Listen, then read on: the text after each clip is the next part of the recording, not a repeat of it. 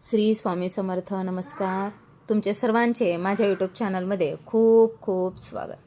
तुमच्या सर्वांच्या इच्छा मनोकामना पूर्ण होत हीच स्वामी महाराजांच्या चरणी प्रार्थना करते आणि आजच्या आपल्या एका नवीन व्हिडिओला सुरुवात करते.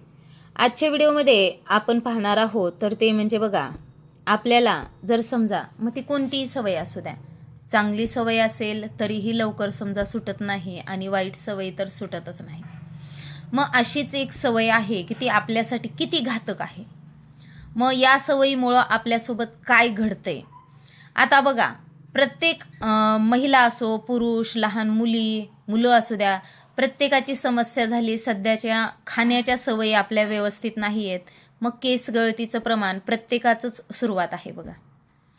मग तसेच बघा, आपण वेगवेगळे पार्लरमध्ये केसाला कलर केले जातात, मग त्यामुळे देखील केमिकल्स असतात, मग आपले केस गळती होते. आणि मग काय होतं बघा, आपण हे सगळे आपल्या घरामध्ये कुणीतरी मोठे असतात, मग आजी असेल, मग हे केस साठवून केसांवर भांडी घ्यायची सवय असते बघा. आणि तेच भांडी आपण आपल्या घरामध्ये देखील वापरतो. अगदी किती क्षुल्लक गोष्ट आहे ना, आपल्याकडे केवढे भांडे असतात पण आपल्याला केसांवर भांडे घेण्याची देखील हवं असते. हा मनुष्य जन्म कसा आहे ना, समाधानीच नाही. मग आपल्या शरीराचा कोणताही भाग असू द्या, तो कोणाला देऊ नये. हा निसर्गानं दिलेली देण आहे, त्याला तर देवानं काही आपल्याकडून पैसे घेतले नाहीत. मग आता बघा, आता हे केस विकणं म्हणजे किती चूक आहे. त्यापेक्षा केस दान करणं खूप चांगले. कारण की बघा, बालाजीला जर गेलं तर तुम्ही बघितलं असेल की तिथं पूर्ण केस काढले जातात. आणि असे केस दान केल्याने आपल्या घरामध्ये सुख, समाधान, समृद्धी येते. प्राचीन काळात एकदा भगवान बालाजीच्या मूर्तीवर समजा डोंगर तयार झाला होता, ज्याच्यावर रोज एक गाय येऊन दूध टाकून निघून जायची. आणि गायीच्या मालकाला हा प्रकार कळताच त्यांनी रागाच्या भरात कुऱ्हाडीने गायीची हत्या केली. त्यामुळे बालाजीच्या डोक्यावर जखम झाली आणि त्यांच्या डोक्यावरील केस गळून पडले.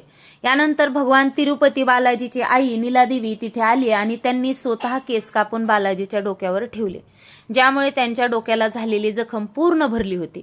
आणि यानंतर बालाजी प्रसन्न झाले आणि आईला म्हणाले की केसामुळे शरीराचं सौंदर्य वाढतं, पण तू माझ्यासाठी केसांचा त्याग केला. आजपासून जे कोणी माझ्यासाठी केसाचा त्याग करेल त्याची प्रत्येक इच्छा मी पूर्ण करेल.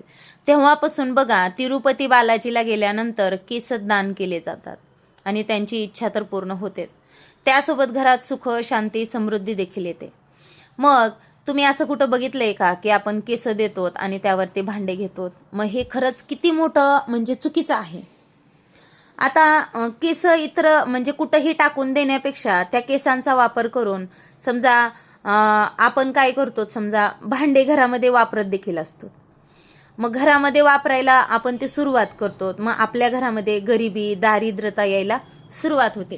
कारण की कुठेतरी बघा, आपण हे केस देऊन जी भांडे घेतो ना, ती घरामध्ये आपण नकारात्मकताच ओढावून घेतो स्वतःहून.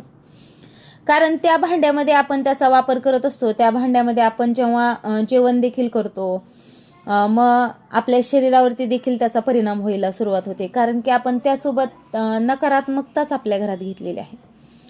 म्हणून ती वस्तू आपण घरामध्ये आणतो ते योग्य नाही.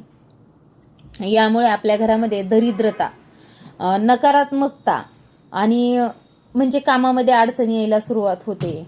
आपली प्रगती होत नाही, कुटुंबाची प्रगती कुठेतरी कमी व्हायला सुरुवात होते बघा. त्यामुळे असं तुम्ही करू नका. घरामध्ये वादविवाद, आजारपण, जिथे नकारात्मकता, दरिद्री, तिथं समस्याचा पाऊस आहे म्हटलं तरी हरकत नाही. कारण की बघा, मग ह्या समस्या आल्याच ना, मग घरामध्ये समजा कर्त्या माणसाची प्रगती होणार नाही, मुलांची प्रगती होणार नाही. मग आता आपले हे केस असतात ते रंगाचे असतात. रंगाची एखादी वस्तू आपण इतरांना देऊन त्यापासून आपण दुसरी एखादी वस्तू घेत असतो, तर त्यामुळे देखील आपल्या घरामध्ये नकारात्मकताच येते. त्यापेक्षा बघा, आपण केसांवरती अगदी 1-2 भांडे घेतले किंवा 5 डबे जरी घेतले किंवा एक जरी अगदी बघा, काहीही आणतात आता ते केसावर भांडे विकणाऱ्या बायका, कोणत्याही प्रकारचे भांडे आणतात. कारण की केसच तेवढे महाग आहेत, त्या गोळा करतात आणि नेऊन विकतात. आणि आपल्याला मात्र कळत नाही का आपण आपल्या घरामध्ये दारिद्र्य ओढावून घ्यायला आहोत. मग आपल्याला आपल्या शरीराचा अवयव विकत देऊ नये तर तो दान केला जातो. मग आपण केस त्या दुसऱ्या व्यक्तीला विकत देत असतो. कारण की त्या आपण ते केस देतो ते विकत दिलं असंच होतं ना, कारण की आपण त्या बदल्यात काहीतरी घेतो त्यांच्याकडून. मग दान करावशा वाटत असतील तर तुम्ही काय करा, ते जी तुम्ही भांडे घेणार आहात त्या बदल्यात कोणतीच गोष्ट घ्यायची नाही. ते भांडे घेऊ नका, त्यांनाच देऊन टाका ना. मग ते आपलं कुठंतरी दान केल्यासारखं होईल.